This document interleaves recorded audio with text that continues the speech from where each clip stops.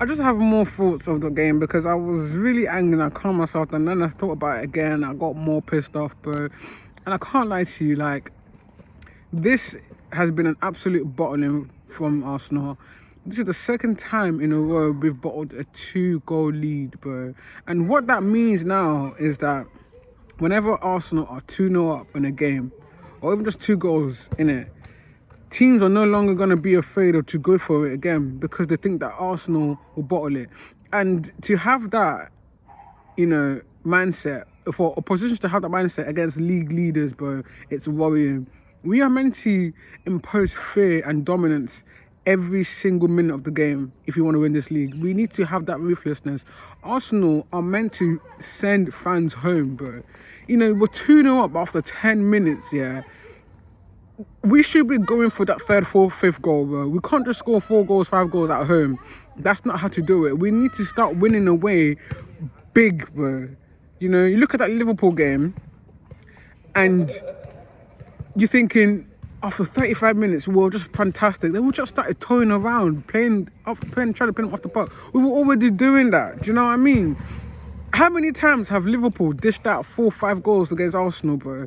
And why can't we not return that favour? Why did we feel to play around? Why not just get that goal, And people will say, oh, it's Anfield and that excuse, And I thought, no. And at first I thought, yeah, maybe it's because it's Anfield. But I thought, no, bro. Like, we've conceded 2 goals from being 2-0 up. And now we've done it again today. And that's not good. We need to impose fear in our positions. And we haven't been doing that. And now people might say Shevchenko wasn't playing today. Saliba's been out since the Lisbon game. But bro, like, even against them, even though it didn't happen, but even against Crystal Palace when they got that goal back, you can sense it. And that's at home, bro. That's actually at home. It's worrying. It's worrying. And I apart from the time when we lost against City, luckily City fucked up as well, so it allowed us to have that breathing space. But today, I really genuinely believe that Arsenal have bottled the league. I really do. And Arteta's come out and said that he feels like Arsenal are not under pressure in the league. And yes, we are. We're not feeling the pressure. Yes, we are feeling the pressure because you're scared. You are feeling the pressure. We are feeling the pressure. We are not being ruthless, and it's costing us games now. How can we be 2-0 up in 2 games and only come out with 2 points? That is bottling it. And if you're bottling it from that means you've got pressure. You can't chat shit to me, bro. Like, sometimes I feel like Arteta does this thing where he doesn't really want to tell you what it is, yeah. But he can't deny the fact that everybody, he can say to people's faces that we're not feeling pressure, but bro, the results and the performance say otherwise, bro. We can't just try and win the game. The game doesn't finish after 30 minutes. Do you know what I'm saying? Like, we've got a whole 90 minutes to play and we've bottled it, fam. We've bottled it. And that means one thing, we are feeling the pressure. I'm not having that excuse that we're not feeling the pressure, because we are. We are feeling the pressure and that's why we're bottling it. And look, I just think that the league is done. I really do think the league is done. As much as people would like to say, look, it's still in our hands, and yes, technically it is still in our hands, but are we really going to get a result against Man City? I don't think so. I don't think so. Just not the way we're playing right now, and the way City are flying. I just don't think, I don't see Arsenal getting a result. I can't lie to you, I really don't. Against Newcastle, maybe, but I just don't see it, man. And look, I just think, it just wasn't our time, okay? It is what it is. Like, we're a young team. We've got a young manager. They've been there, Man City. They've been there. They have. And we haven't. And that's just simple as that. And it's just not our time right now this season, man. I'm not going to come out here and just all of a sudden saying, oh, Arteta out, because that's just foolish. Okay, he's the reason why we can have this kind of conversation. You know what I mean? Because before that, man was saying that we won't even get top 4. If we got top 4 in the beginning of the season, people would have been taking your hand off. Now we are en route. We're not mathematically there yet. You know, we win against Southampton and we are. But, you know, targets change as the seasons go along. Let's be real. And if Arsenal don't win the league this season, it's a failure. It is. I'm not gonna have it. It's a failure. We've sacrificed all our trophies this season to win this league, and if we don't win it, it's a failure. It's simple as that. And I don't care if people don't agree with that. It's true. You know, at one point, you guys, you have to remember after the Tottenham game, we were 8 points clear. Remember that. We were 8 points clear. Same amount of games played, we were 8 points clear. And now we are 4 points with played more games. Bottling it because we're feeling the pressure, and because we're a young team, we're a young squad, and a young manager, and it's as simple as that. You know, Arteta, in my opinion, again has showed his naivety in his management, because I don't know why he didn't take off Saka. Maybe because he missed a penalty, he didn't want to demoralise him by taking him off, but he wasn't effective today. And anybody that's been abusing him, racially abusing him, like, literally go and suck your dad fucking hard, bro, and dry.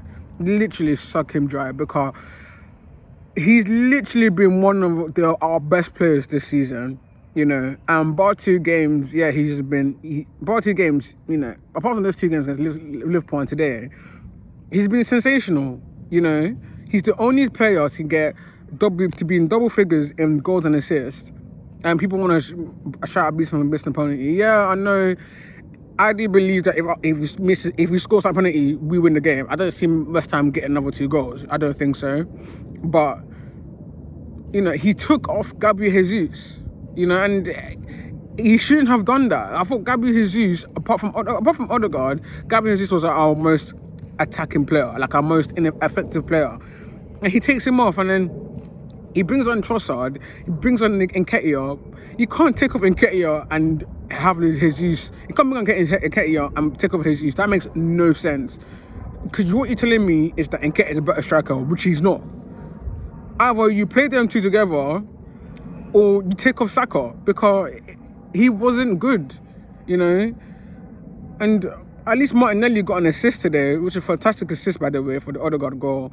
We were just playing so well, bro. We were playing so well in that first half. In that first half, Arsenal was sensational. But Arsenal don't do this thing where we don't send fans home. I want us to have the mentality and that ruthlessness to send fans home, make them regret paying money to watch their team. That's what we need to do. And we it's just annoying, bro, because I really, like,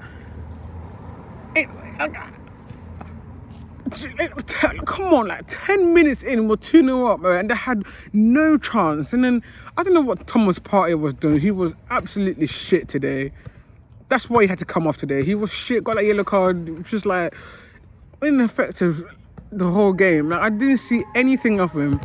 And, you know, Declan Rice, I really can't wait for him to play at Emirates this next season, because he was sensational. And that midfield, he was that engine, and he was the one initiating a lot of their pressing, a lot of their attacking forwardness, passing forward, shall I say. And he was just sensational today. And I really hope Arsenal get him next season, because, yeah, he was sensational. But anyone that ever had any doubts about Shevchenko literally needs to watch this game today, because what he brings to this team is, like, honestly, it's insurmountable, the amount of reliance we have on him, especially on that left-hand side, because without him, Granit Xhaka is nobody. I can't lie. Without him, Granit Xhaka is literally mid. And he is mid, though. Like, let's be real. Granit Xhaka is a mid player, bro. But because Arteta's system and Arteta himself, and also Shevchenko being that support on that left-hand side, it kind of masks that. But he doesn't have creativity prowess. He doesn't have defensive prowess. So he's just like there, bro. You know, don't tell me what Xhaka did today. Honestly, tell me, bro. It's just, I'm not saying that Tierney had a bad game or anything like that. Like, I thought defensively there was, you know, he made a fantastic block for I think it was Bowen, that shot. Yeah, defensively, he's much more superior than Shevchenko. But anything other than that, you guys, he's just not it, man. And look, I'm not saying I want him to leave, but I just don't think that we should ever drop him, Shevchenko, for Tierney. You know, unless he's having a really bad game and under Kirsch and you need defensive solidarity like we needed against Liverpool, you bring Tierney on. But in terms of what we need in that creativity left-hand side, he can't give it to us. And it's imperative that Shevchenko plays every single game. It really is from now to end of the season. Luckily for us, it's nothing that we need to be concerned about in terms of his injury. But yeah, I mean, we've just bottled it, man. And look, I know everybody in the dressing room right now is feeling it. And I think maybe some of them may even be thinking that the title was gone. And they'll be right in saying that. I really do think so, man. I really do. But look, it's up to them to rectify it. I can talk here until my face is blue. Ain't gonna mean jack shit. It's up to them to try and rectify it and try and see if we can get something out of this league, because we have to. Otherwise it'll be a failure. I really do think it'll be a failure if Arsenal don't win this league. I really do. But yeah, I'm just gonna do my player ratings now because I said what I had to say. I said it in my shorts as well. And yeah, the next game is against Southampton at home. You know, that won't be an easy game as people could think, you know, just because they're the bottom of the league. Remember, we went down, we drew. Remember that. So, and that game as well, we could have been 2-3 up about half-time, and we didn't do that either. So, yeah, let me just get into my player ratings. Ramsdale, it didn't really make that much saves because West Ham weren't really taking a lot of shots, bro. I don't think you could have done anything for the goals. Obviously, it was a penalty, you know, which I thought was quite soft, I can't lie to you.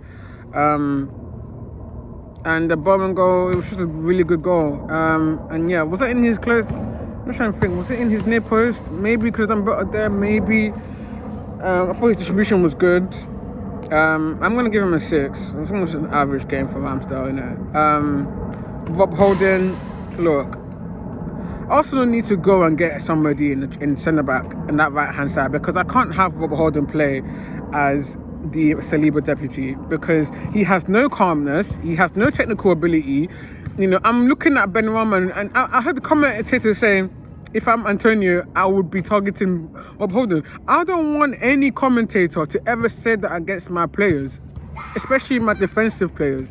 You should not have anybody you should not have anybody say that you should be targeting you, because you're telling me that you have deficiencies. And bro, he does, bro. He can't pass. Every time he has to pass the ball and he tries to pass it, he just lobs it, bro. He just lobs it because he's shit scared, fam. You know, Ben Rama, he's like 5'1" or some shit like that, was just overpowering him. Antonio, overpowering him. You know, it was just a poor performance from Rob Holding. And people want to be like, oh, you need to back. I'm not backing a player that's shit. Why would I back a player that's shit? Why would I do that? I know what I'm getting out of him.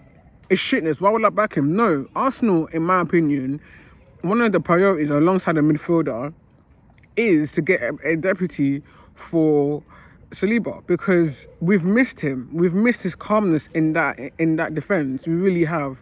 I thought Auburn was shit today, man. You guys can't tell me nothing about him, but he's been shit. But anyway, I'm giving him a 3. I'm giving him a 3. I don't care. Gabriel obviously gave her that penalty. I didn't think he had that much of a bad game. I thought 70% of the time he managed Antonio well, I would say.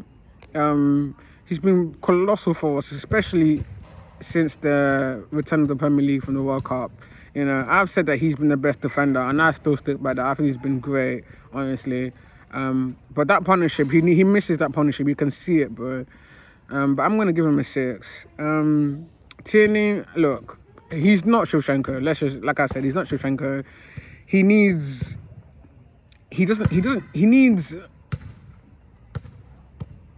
a better midfielder than Granit Xhaka in order to play in that position, in my opinion. And unfortunately, Granit Xhaka is the only player that can play in that position, because I'm not having Vieira play in that position. I'm sorry. He's just not good enough. I'm really sorry. I'm not writing him off, but I'm just saying this season, apart from that Wolves game, I mean, let's be real, when is he really producing in the Premier League, should I say, in the Premier League? He's done now. So, yeah, I'm not... defensively, like I said, he's quite sound. He's sound in defensively. He's better than Shevchenko defensively, but just today, you know, that left-hand side was just ineffective. And that was partly due to him being just not technically as good as Shevchenko. But I'm going to give him a 6. Ben White was really well, played really, really well. Had a fantastic assist for the Jesus goal. After that, kind of throttled away. I thought he did. I did think that he did deal with that right hand side really well. You know, because he's just a quality right back. I'm gonna give him a 7 because he got an assist. I'm gonna give him a 7. Partey, probably one of his worst games in the Arsenal shirt. You know, he gives away that ball that leads to a penalty. I don't know what the fuck he was trying to do, you know, against Declan Rice, bro. Come on, man. This is a quality defensive midfielder. Possibly the person that's going to replace you. You can't be playing the way he did. He can't play like that in the edge of the box, bro. An experienced player, you should not be thinking like that at his age. And it ultimately, you know, it made something out of nothing from that. And he got taken off rightfully so for Jorginho. One of his worst performances, and he should ponder on that. I can't lie to you. I'm gonna give him a 4. Granit Xhaka, ineffective, bro. Like at some points, bro, I actually forgot that he was playing. Like he has no defensive prowess, no attacking prowess. He's just a mid player, bro, that's just been excelled really well due to the fact of Arteta. You know, Arteta's system has really accommodated him. As well as Shevchenko just being Shevchenko, you know, just been absolutely monstrous. But today, like, just offered nothing, bro. Really, honestly, offered nothing. And that midfield was just being run, bro, by West Ham. I'm going to give him a 5. Just mad mid performance. Odegaard, I thought he was our best player, actually. Tried to create, made some exquisite passes, you know. It was his pass that led to that Ben White assist. It was exquisite. Run that show, especially in the first half. And I thought there were parts in the second half where I thought he was sensational. I have no idea why he got taken off. Again, like I said, managerial naivety and inexperience in that. But yeah, I'm going to give him a 7. I thought he was our best player. He probably, actually... I'll give him an 8 because he's my man of the match, actually. I thought he was our best player. I'll give him an 8. I think he got actually man of the match for the game. I think he was man of the match. I'm not sure. I'll double check that. But he's my man of the match, 8. Bukayo Saka, look, he missed a penalty. And as much as, you know, you don't want to give him abuse. You shouldn't. You shouldn't give him abuse at any level. You know... You have to criticize him, you know. He missed the penalty, was ineffective the whole game, ineffective against Liverpool. He should have been taken off. You know, maybe he's there fatigue settling in. I'm not sure, but you know,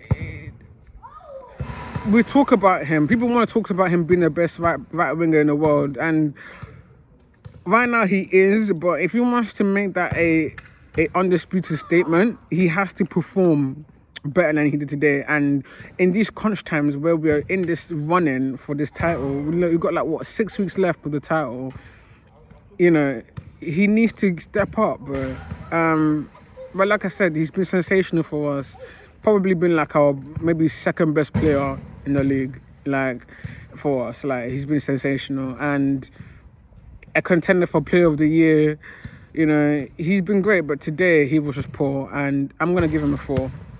Martinelli, he played really well in the beginning of the first half. You know, got that assist for Odegaard's goal.